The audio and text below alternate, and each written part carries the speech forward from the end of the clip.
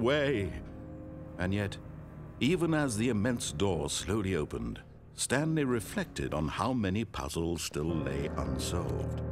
Where had his co-workers gone? How had he been freed from the machine's grasp? What other mysteries did this strange building hold? But as sunlight streamed into the chamber, he realized none of this mattered to him, for it was not knowledge or even power that he had been seeking, but happiness. Perhaps his goal had not been to understand, but to let go. No longer would anyone tell him where to go, what to do, or how to feel. Whatever life he lives, it will be his. And that was all he needed to know. It was perhaps the only thing worth knowing. Stanley stepped through the open door.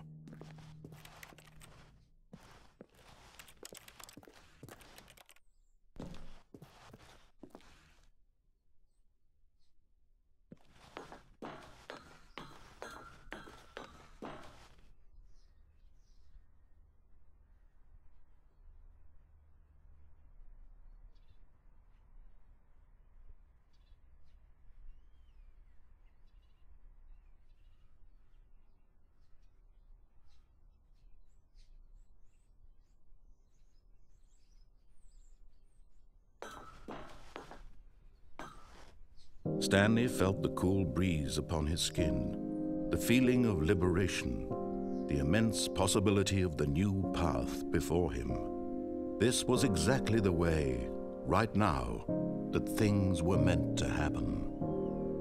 And Stanley was happy.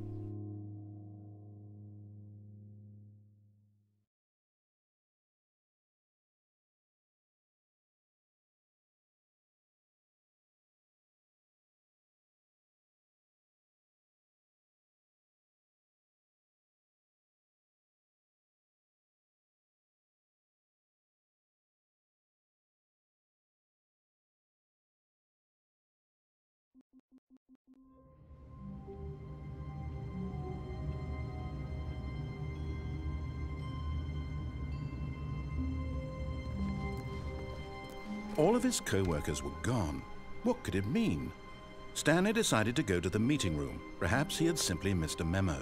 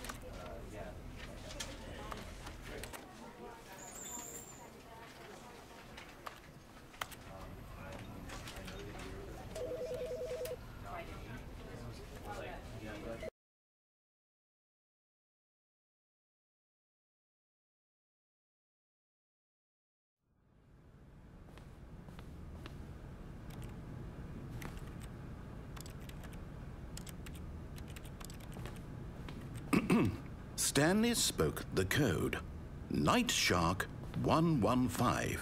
He spoke it into the receiver, right there on the wall.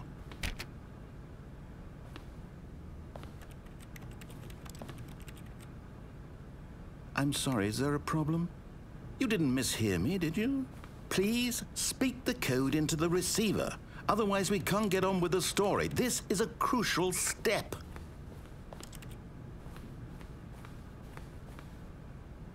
Okay, fine, you're not going to do it, but you know what? It's pretty humiliating to bring you this far, only for you to suddenly decide you have better things to do. I asked you for this one single thing, for your respect. The kind of respect Stanley shows for his choices. He knows what it means to take a story seriously. If you didn't want to see what I had to show you, then why did you come here? You had a choice, you know. You could have gone through the door on the right. You could have done whatever the hell you wanted over there. Why did you come this way? Speak. Say something to me. Explain yourself, you coward. When Stanley came to a set of 2 open doors, he entered the door on his left. Stanley? Hello? Are you... Is everything okay?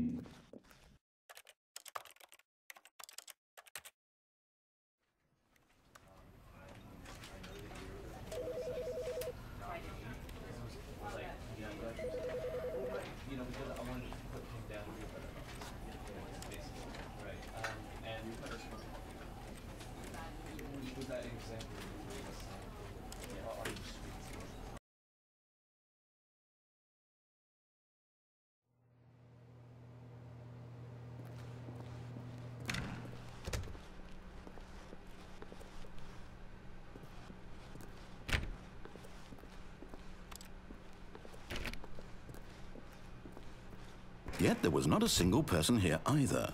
Feeling a wave of disbelief, Stanley decided to go up to his boss's office, hoping he might find an answer there.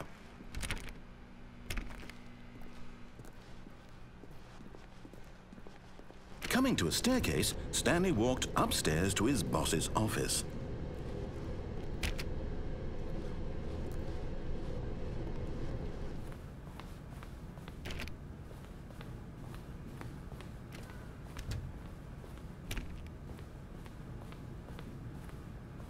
Stepping inside his manager's office, Stanley was once again stunned to discover not an indication of any human life. Shocked, unraveled, Stanley wondered in disbelief who orchestrated this, until he saw the door with a voice receiver next to it. Surely behind this door lay all the answers to his questions. And beyond all probability, he knew the passcode. He had seen it on his boss's computer just last week. Nightshark 115. Was this the code to open the door? Would it still work? There was only one way to find out. Stanley had been trained never to speak up, but now he would draw from within himself the courage to face the unknown. He drew a sharp breath and then spoke the code.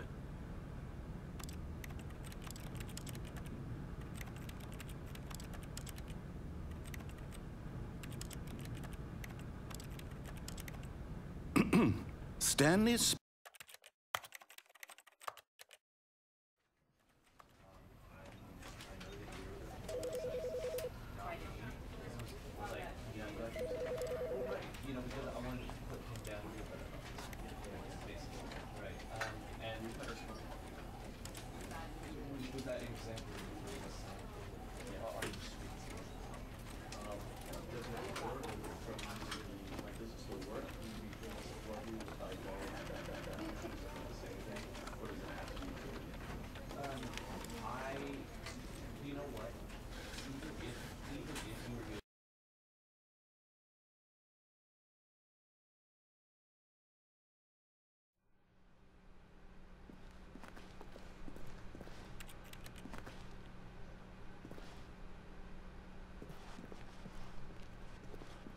Stanley went around touching every little thing in the office, but it didn't make a single difference, nor did it advance the story in any way.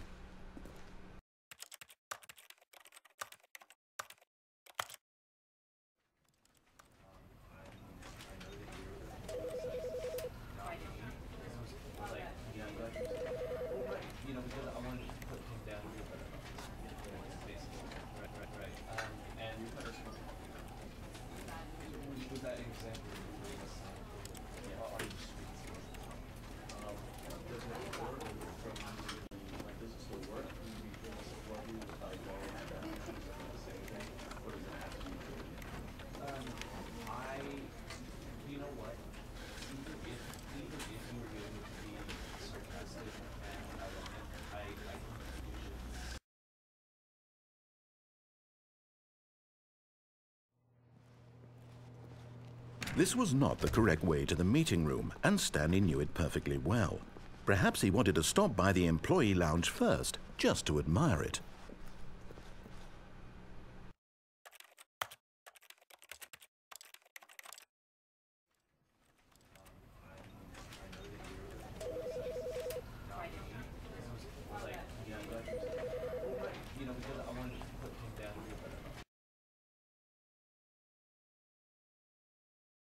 Stanley, you need to be the one to do this, to reach out to her.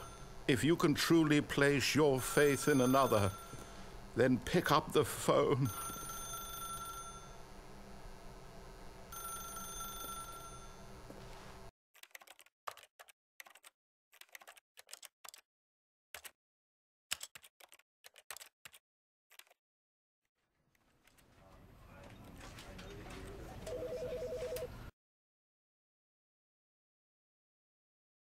Sir Stanley, you need to be the one to do this, to reach out to her. If you can truly place your faith in another, then pick up the phone.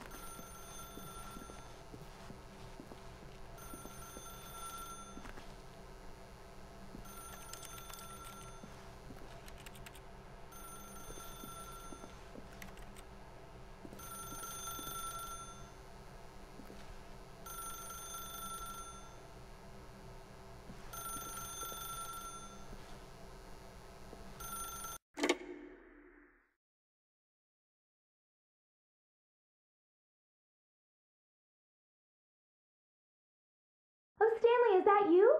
Hold on, sweetie. Sorry to keep you waiting. I'm just pulling the bread out of the oven. All right. Okay, there we go. All right, now, I want you to come in and tell me all about your day. Gotcha. Oh, come on. Did you actually think you had a loving wife who'd want to commit their life to you? I'm trying to make a point here, Stanley. I'm trying to get you to see something. Come inside. Let me show you what's really going on here.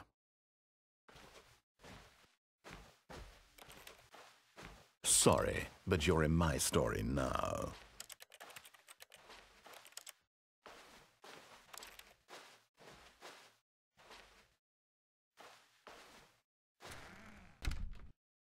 This is a very sad story about the death of a man named Stanley.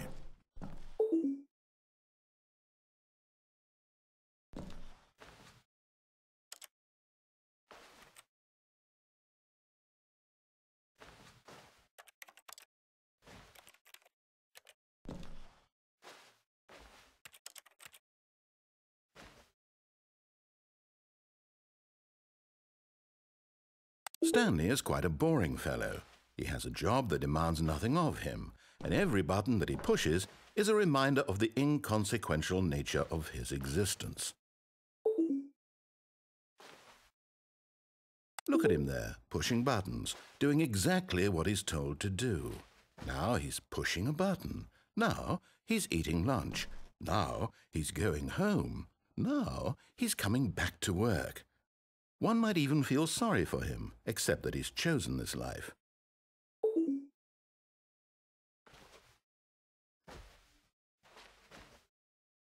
But in his mind, he can go on fantastic adventures. From behind his desk, Stanley dreamed of wild expeditions into the unknown, fantastic discoveries of new lands.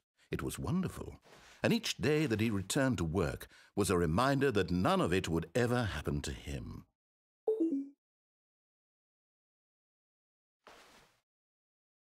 And so he began to fantasize about his own job. First, he imagined that one day while at work, he stepped up from his